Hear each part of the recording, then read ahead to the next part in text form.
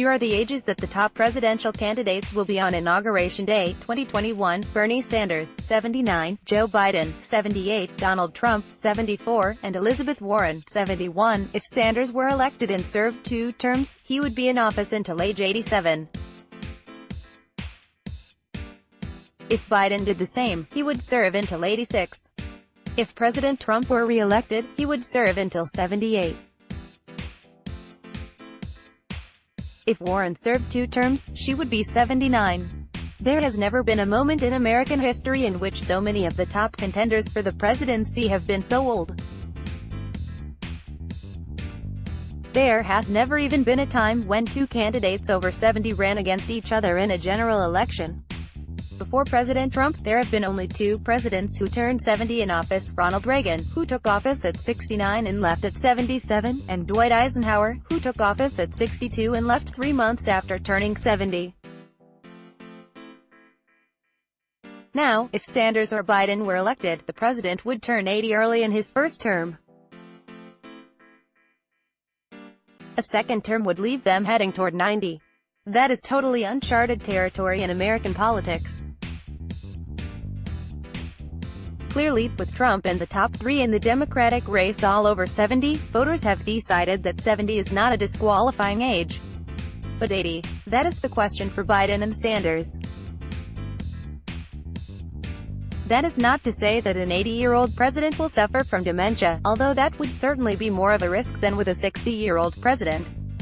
It is not to say that an 80-year-old president will suffer physical decline that will make performing the world's most demanding job more difficult, although that, too, would certainly be more of a risk than with a 60-year-old president. It is to say that there is a reasonable likelihood the president's age will be an issue throughout his or her time in office. Reagan's second term, which began when he was 73, was filled with open discussion that he was losing it, that he was slowing down, that he was becoming senile. The talk was quite common in 1987, with the release of the Tower Commission report on the Iran-Contra affair. The report portrayed Reagan as aging and disengaged. The issue of memory loss and age has been raised by observers of President Reagan and his role in the Iran-Contra affair. The Washington Post wrote in March 1987. A joke, playing on the old Watergate saying, emerged: "What did the president forget and when did he forget it?" Edmund Morris, author of the idiosyncratic Reagan biography, Dutch, observed Reagan closely during the second term. In 2011, Morris wrote that he never saw any signs of dementia in Reagan during those years. But old age I saw, extreme fatigue, often diplomatic occasions when his genius for telling the right joke at the right time deserted him, important meetings during which he read from cue cards like an obedient schoolboy. During one unhappy period, when the Iran-Contra scandal coincided with prostate problems, the president was so withdrawn and confused that papers were surreptitiously drawn up by staffers concerned that he might have to be declared disoriented and disabled under the 25th Amendment. Of course Reagan, who 7 years later would announce he had Alzheimer's, knew about the talk, and characteristically handled it with humor. "I've hit the point where I can recognize the 3 signs of the onset of senility," he said in 1988. The first sign is loss of memory, and I can't remember the other 2. Back then, Reagan's gaffes and misstatements often led to discussions of his age. Much of that discussing came from Democratic-leaning commentators, while Republicans worried quietly. Now, there is growing attention to Biden's gaffes and misstatements.